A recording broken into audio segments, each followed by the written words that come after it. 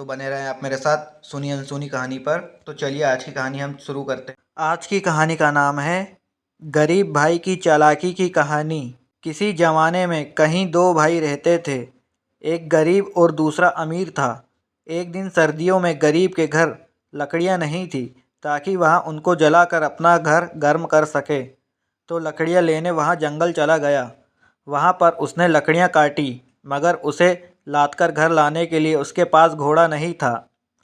उसने सोचा, मैं अभी भाई के पास जाकर घोड़ा मांगता हूँ। वहाँ अपने भाई के पास गया। उसका भाई उसे देखकर खुश ना हुआ। वहाँ बोला, चलो इस बार तुम तो घोड़ा ले जाओ, लेकिन बार बार इधर कुछ मांगने मत आया करो। गरीब भाई घोड़े को जंगल में ले गया और लकड़ियाँ उठाने लगा। तभी उसे याद आया कि घोड़े का साज मांगना तो भूल ही गया।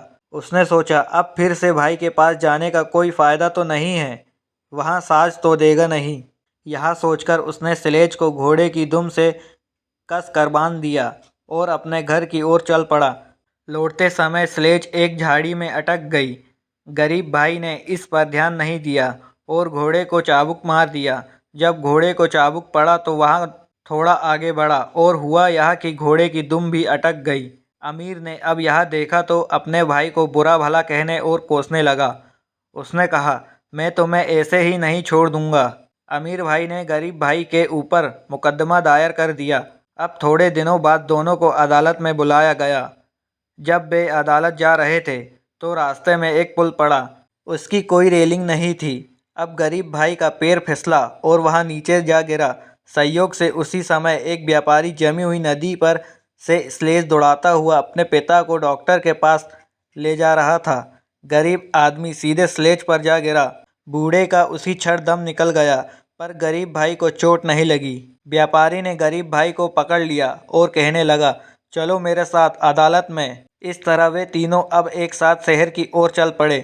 गरीब आदमी का दिल बिल्कुल बैठ गया। उसने सोचा, अब तो सजा जरूर होगी। अचानक उसे सड़क पर एक पत्थर पड़ा दिखाई दिया। गरीब भाई ने उसे उठाकर एक कपड़े में लपेटा और अपने कोट में छुपा लिया। उसने सोचा, अगर जज ने इंसाफ नहीं किया और मुझे मुजरिम ठहराया तो मैं उसे भी नहीं छोड़ूंगा। वे जज के सामने पहुंचे। अब गरीब भाई के सामने एक नहीं दो मुकदमे थे। जज ने कार्रवाई शुरू की और पूछताछ करने लगा। जब भी जज गरीब की तरफ देखता तो वहाँ पत्थर दिखाता। थोड़ी देर बाद जज ने सोचा, कहीं यहीं देहाती मुझे सोने या चांदी का डाला तो नहीं दिखा रहा। यहाँ सोचकर उसके मन में लालच आ गया। उसने सुनाया कि दुम के फिर से आ जाने तक घोड़ा गरीब के पास रहेगा। फिर जज व्यापारी के मुकदमे का फैसला सुनाने लगा। उसने कहा, जिस तरह देहाती ने तुम्हारे पिता को मारा है, उसी तरह तुम भी पुल से छलांग लगाओ और देहाती को मार दो। मुकदमा खत्म हो गया। अमीर भाई ने गरीब से कहा, चलो तुम मुझे दुम कटा घोड़ा ही दे दो। इस पर गरीब ने कहा, क्यों, मैं तो जज के फैसले के मुताबिक ही चलूँगा। अब अमीर ने कहा, चलो मैं तुम्हें 30,000 रुपये दूंगा, तुम मुझे मेरा घोड़ा लौटा दो।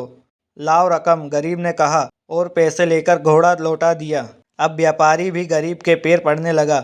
मैं तुम्हारा कसूर माफ़ करता हूँ। मेरा बाप तो अब वापस आने वाला नहीं। अब तो तुम्हें मेरे साथ पुल पर चलना ही पड़ेगा। मैं तुम्हारी जुबान नहीं लगना चाहता। आओ दोस्ती कर लें। मैं तुम्हें 1,00,000 रुपये दूंगा। गरीब ने 1,00,000 रुपये ले लिए और जाने लगा। तभी वहाँ जज आ गया और कहने लगा, लाओ वहाँ दो जिसका तुमने वादा किया था। गरीब ने वहाँ पत्थर दिखाया और कहने लगा, मैं आपको यह पत्थर दिखा रहा था, और यदि आपने कोई और फैसला किया होता, शुक्र है मैंने देहाती के हक में फैसला किया, वरना मैं जिंदा ना होता। जज ने सोचा। गरीब आदमी खुशी खुशी नाश्ता गाता अपने घर की ओर चल दिया। कहानी से सीख। कहानी का नैतिक पाठ यह है कि चालाकी और बुद्धिमानी से कठिन परिस्थितियों में सफलता प्राप्त की जा सकती है। सच्चाई, धैर्य और सोच समझकर की गई योजनाएं अनंत न्याय और लाभ की ओर ले जाती है।